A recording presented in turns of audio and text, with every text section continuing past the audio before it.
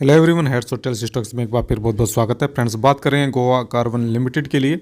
16 जनवरी 2024 का ये latest notification है और आज इनके Q3 2024 के नंबर्स डिक्लेयर किए गए। आगे बात करेंगे किस तरह के नंबर्स यहाँ पर देखने को मिल रहे हैं। आगे बढ़ने से पहले मैं आपको यहाँ पर बता दूँ कि बोर्ड ने इंटरिम डिविडेंड भी डिक्लेयर किया है फाइनेंशियल ईयर 2023-24 के लिए। 10 रुपीज़ पर इक्विटी शेयर का इंटरिम डिविडेंड यहाँ पर देखने को मिल रहा है। और अगर बात करें इस डिविडेंड के लिए जो रिकॉर्ड डेट है वो यहाँ पर 29 जनवरी 2024 29 जनवरी 2024 फिक्स की गई है। अभी हम आ गए हैं गोवा कार्बन लिमिटेड के लिए। इनके statement of unaudited financial numbers के लिए 31 दिसंबर 2023 क्वार्टर के Q3 के नंबर्स हैं। जो वैल्यूज़ हैं यहाँ पर लाख्स में देखने को मिल रही हैं और इन वैल्यूज़ को कन्वर्ट करके हम करोड़ में लेकर चलेंगे और इन वैल्यूज़ को राउंड फिगर में भी कंपेयर करेंगे सो दैट के कंपैरिजन करने में आसानी रहे। ये आपके इस क्वार्टर के Q3 के नंबर हैं, ये लास्ट क्वार्टर के Q2 के नंबर हैं और ये लास्ट ईयर के Q3 के नंबर हैं। सबसे पहले कंपेयर करेंगे यहाँ पर इनका जो इनकम फ्रॉम ऑपरेशंस है उसको क्वार्टर ऑन क्वार्टर बेसिस पर। लास्ट क्वार्टर में यानी कि Q2 में इनका जो इनकम फ्रॉम ऑपरेशंस था वो अराउंड आपका 224 करोड़ रुपीज़ के आसपास था और इस क्वार्टर में बढ़कर 272 करोड़ रुपीज़ के आसपास है। क्वार्टर ऑन क्वार्टर बेसिस पर इनका जो टोटल इनकम फ्रॉम ऑपरेशंस है वो यहाँ पर आपका बढ़ा है और लगभग ये 21.4% बढ़ा है क्वार्टर ऑन क्वार्टर बेसिस पर।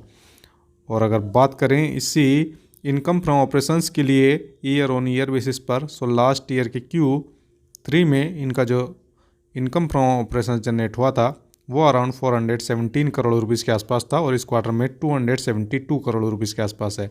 ईयर ऑन ईयर बेसिस पर इनका जो इनकम फ्रॉम ऑपरेशंस है वो यहाँ पर डाउन हुआ है और लगभग 34.7% ये डाउन हुआ है ईयर ऑन ईयर बेसिस पर। आगे चलते हैं, बात करते हैं यहाँ पर टोटल एक्सपेंसेस के लिए क्वार्टर ऑन क्वार्टर बेसिस पर। सबसे पहले देखेंगे टोटल एक्सपेंस को। Q ऑन Q बेसिस पर देखें तो इनका जो टोटल एक्सपेंस है वो यहाँ पर बढ़ा है और लगभग 22.9% बढ़ा है और ईयर ऑन ईयर बेसिस पर इनका जो एक्सपेंस है वो यहाँ पर डाउन हुआ है और लगभग 40.4% ये डाउन हुआ है। क्वार्टर ऑन क्वार्टर बेसिस पर देखें तो एक्सपेंसेस थोड़े हैवी हुए हैं और ईयर ऑन ईयर बेसिस पर लिमिट होते हुए नज़र आ रहे हैं। अगर बात करें नेट प्रॉफिट के लिए, नेट प्रॉफिट को कंपेयर करेंगे सबसे पहले क्वार्टर ऑन क्वार्टर बेसिस पर। Q ऑन Q बेसिस पर देखें तो लास्ट क्वार्टर में Q2 में इनका जो नेट प्रॉफिट था वो अराउंड आपका 29 करोड़ रुपीज़ के आसपास था राउंड फिगर में और इस क्वार्टर में 35 करोड़ रुपीज़ के आसपास है। Q ऑन Q बेसिस पर इनका जो नेट प्रॉफिट है वो यहाँ पर बढ़ा है और लगभग 20.6% के आसपास ये बढ़ता हुआ नज़र आ रहा है। और अगर बात करें इसी नेट प्रॉफिट के लिए ईयर ऑन ईयर बेसिस पर, लास्ट ईयर के Q3 में इनका net profit around 26 crore rupees के आसपास था और इस क्वार्टर में 35 करोड़ रुपीज़ के आसपास है। ईयर ऑन ईयर बेसिस पर भी इनका नेट प्रॉफिट यहाँ पर बढ़ता हुआ नज़र आ रहा है और लगभग 34.6% यहाँ पर बढ़ता हुआ नज़र आ रहा है। देखना होगा किस तरह से इन नंबर्स को लेता है। जहाँ तक लग रहा है कहीं ना कहीं मिक्स नंबर्स नज़र आ रहे हैं।